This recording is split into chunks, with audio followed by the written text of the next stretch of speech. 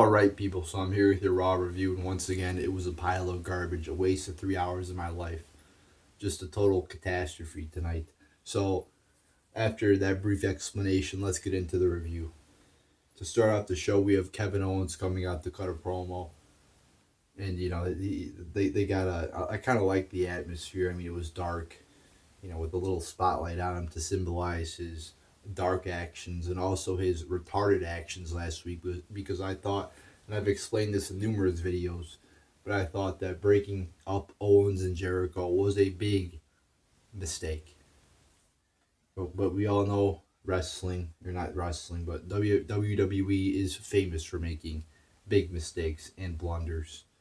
So he cuts a promo, doesn't even talk about Jericho. He talks about Goldberg. Well, where is Goldberg, huh? Is he up here? Is he right here? Is he there? He's nowhere to be found. He's nowhere to be fucking found, people. He's gone. He's not there.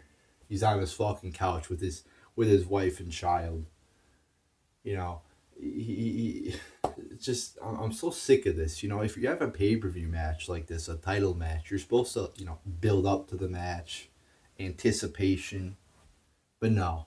I mean, obviously you can't do that if you have 50% of your match missing. I guess WWE just thinks that they don't have to build up the pay-per-view matches. They could just have 1 week of build, and that's all you get, people. See, it's like you're paying fucking $9.99 to watch this show. You're paying money to watch. It's a paid fucking show. And they really don't treat it like a paid. I mean, if it's paid, you should be getting the premium. This isn't the premium. I mean, Goldberg hasn't been here for the past 2 weeks. So I mean, it was an all right promo. He talks about how he's going to outlast Goldberg in the ring, which is pretty dumb. I mean, who the fuck divulges their plans, their strategies to their enemy? I mean, that was fucking dumb right there. And he talks about how he hasn't bought into the Goldberg hype. I mean, it would be much better if Goldberg was actually there. So all in all, I mean, it was an all right little promo. Then we have Enzo and Cass defeating Cesaro and Sheamus, and now these two lunatics are number one contenders. The match was just a typical tag match here. The best part was seeing Enzo get his face kicked in there by Sheamus, and then obviously the crowd is starting to not like these two. They're starting to get tired of these two. These two imbeciles, because they were chanting "Thank you, Sheamus" after the match, and that was really funny how Enzo got his face kicked in there. That was fucking funny.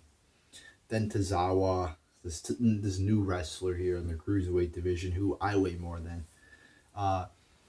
They're supposed to have a match here between this guy and Brian Kendrick, and it ends up being like a 1 minute brawl. 1 minute brawl. I mean, what the fuck was this? Just dumb as fuck. Short, boring, pointless. Oh, then this had to be this was a real doozy here. Reigns once again. So they once again have Reigns versus Gallows and Anderson. Well, at least they're going to give, after Gallows and Anderson got buried last week and got embarrassed last week. Well, at least you're going to give them, what they're going to right their wrong, right? Wrong. Once again, Reigns beats up Gallows and Anderson. I mean, this is such a disgrace. I'm not even big fans of these two. But if you're going to give them the belts and then you're going to put one guy over both of them, I mean, that is such a disgrace. I'm not even going to talk about it for a while because I've talked about Roman Reigns so much and I've ranted on him so much. It's not even worth getting all worked up about it anymore because you've come to expect this from this company now that they're just going to do dumb shit like this.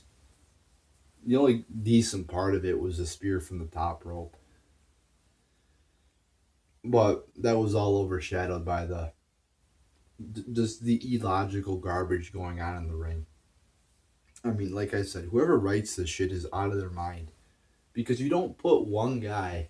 I mean, you can't put one guy over two or, multiple people. I mean, if you had. But the point is, Gallows and Anderson are not the 3MB. They're not a jobber tag team. They're your motherfucking tag team champions. And you put Roman Reigns, a single guy, over both of them 2 straight weeks. I mean, get the fuck out of here with that bullshit. I mean, that's a fireable offense for a writer. I mean, whoever came up with this shit is just dumb. Is a dumb fuck. Then we have New Day. Oh, this was terrible. Another fireable offense here. Rusev and Jinder Mahal, Lana, the New Day, all these fucking tards in the ring talking about motherfucking ice cream plans.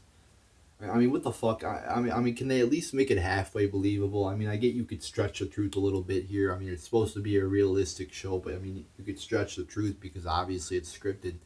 You could stretch the truth to make it look better. But I mean, they're talking about fucking ice cream with ingredients like booty juice. Booty juice? What the fuck is booty juice? I mean, if you're sitting down watching Raw with your friends or by yourself, eating a piece of pizza or just having dinner, and you hear the words booty juice uttered from Xavier Woods' disgusting mouth or whoever the fuck said it. I mean that's a disgusting thing to say. I don't even know what the fuck they are referencing by booty juice. I just want to throw up after hearing that reference.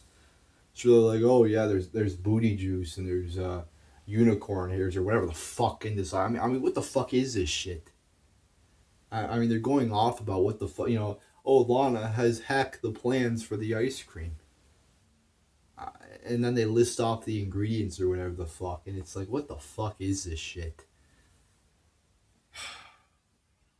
I mean, it's just garbage. It's just illogical garbage for fucking 5-year-old children to watch. I mean, you think you're watching Barney when you're watching this shit. I mean, this is even worse than Barney because at least Barney makes sense. This makes no sense at all. You might say, oh, a big purple dinosaur doesn't make sense. Well, it makes more sense than this shit. So then you have the match after all that garbage. Actually, the whole ice cream plan was taking place during the match or whatever the fuck. The match sucked. It was a 4-minute match. It was just terrible. I gave it 0 out of 5 stars. And yeah, I mean, just terrible. I also gave the previous two matches 0 out of 5 stars. That would be the Reigns versus Gallows and Anderson, and also the tag team match between Enzo and Cass and Cesaro and Sheamus. So not off to a good start, WWE. Then we have Neville and Gallagher cutting a promo. Pretty short, pretty bad. Nothing really developing here. I mean, it's like I said, they really try to condense everything.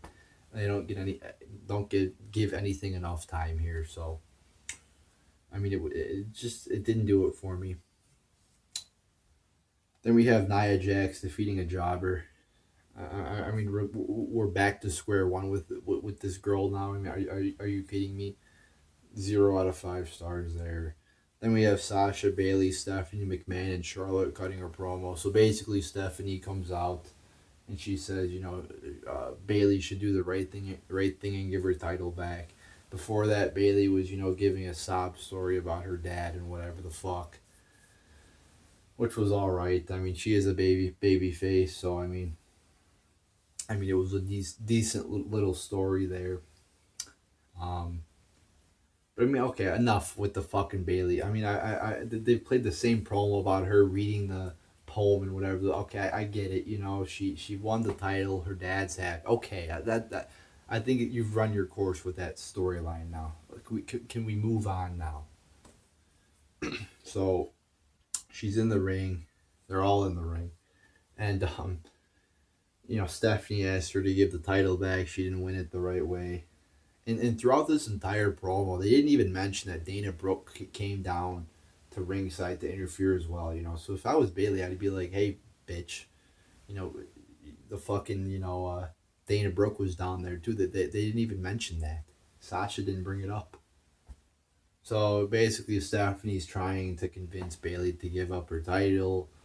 She's thinking about it, and then at the last second, she says, "Nope, not gonna give it up." Okay, I mean, I thought it was an all right promo, but I mean, I don't know, it just didn't really get too much done, did it? I mean, you're really looking to advance to the thing. I mean, they really only have 3 people in the Divas division here on Raw: Bailey, Sasha Banks, and Charlotte. So you're very limited in what you could do because WWE does not know how to build new stars. So they didn't really make any indication of what's going to happen for the future. I guess let me take that back. They did say we were gonna get Bailey versus Charlotte that fast lane, so okay. But I don't know. I just didn't really like the promo too much. I mean, I thought it was all right, but like I said, it could have been better. So we get Sasha defeating Charlotte. It was an all right match here. They should have had it go longer. I mean, it was only about 7 minutes long here. I mean, there were some good moves in there and shit, but I mean, like I said, the shorter you give a match, usually the worse it is. So I gave it 2.5 out of 5 stars. Then we have we were going to have Owens versus Sami Zayn, but instead Samoa Joe came out and attacked Sami Zayn before the match, and then Owens, it's about a 1 minute match, and that's it. I mean, we saw the same exact thing last week with Samoa Joe, so I mean, doesn't really help develop him anymore than we've already done with him. I mean, I guess you could say they haven't fucked him up. I mean, that's a good thing. I mean, he's still retaining his kind of badassery around him. I don't know what word to use, but at least that's a good thing. But and then Owens pins Sami Zayn in like I said, like a minute. I would have preferred to have Sami Zayn put through a table or some shit or injured because before this match, uh, Owens walks up to Mick Foley and he's like, um, you better watch it because you're going to have more people put up on the injured list. And Sami Zayn's next in my path, whatever. I'm gonna put him, on the injured reserve or whatever the fuck. But and it would have made him look again like a strong champion because we all know his ass has been being kicked by Roman. That again, Roman Reigns at the center of all problems, but his ass has been getting handed to him for like the past 3 months by that cancer Roman Reigns. So he needs to get some of his build worthiness back, some of his manlyhood back. So what better way to do that than fucking kick the shit out of Sami Zayn and put him through a table and injure him? But no, you can't do that. Then we get Lesnar and Heyman in his backstage promo. Pretty short, pretty boring, pretty. Just, I didn't think it was that good. I mean, you got, Heyman talking, Lesnar just looking in the camera like a creep. And Heyman's, keeps going, Owens thinks he's going to beat or Owens thinks he's going to beat Goldberg. Lesnar disagrees. I mean, it was very short. It was just didn't get anything done really.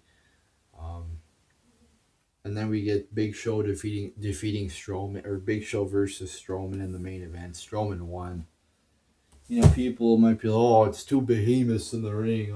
I'm not a big fan of having two big guys in the match. I will say it exceeded my expectations, which were very low. But there was a couple good spots in here. I mean, they kind of were doing some technical wrestling at the beginning of the match, which was unique. I'll give them that.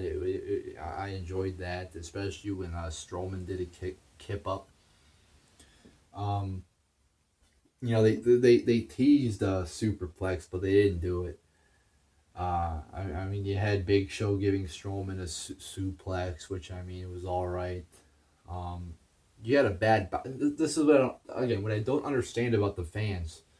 Right after Strowman botches his finisher on the Big Show, the crowd chants, "This is awesome." I mean, that's how low people's expectations are. You don't chant "This is awesome" right after a fucking botch, and a bad one too. So Strowman's about to do his finisher and he can't even lift Big Show up. That was a bad botch there.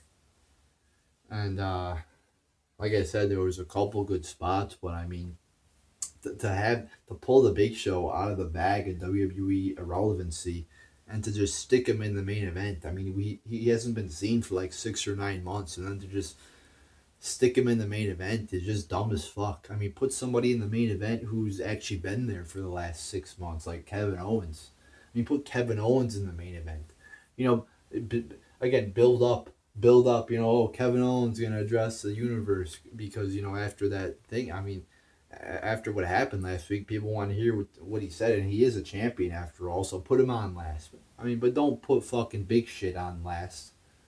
So yeah, I did not enjoy that main event too much. I mean, it wasn't terrible, but I mean, it was mediocre. So there you go, people. Once again, a shitty ass Raw. No Goldberg, minimal Brock Lesnar. I mean, all you had is Heyman talking for 5 minutes. You know, not really saying shit, not accomplishing anything. So that's all I gotta say, people. I mean, Lesnar has been getting his ass kicked pretty much for the last 6 months now. 4 to 6 months, however long it's been since Survivor Series. Heyman talking for 5 minutes isn't gonna get it done, people. So there you go. That's all I gotta say. Raw once again sucked, and like I said, a waste of 3 hours of my life once again. So there you go.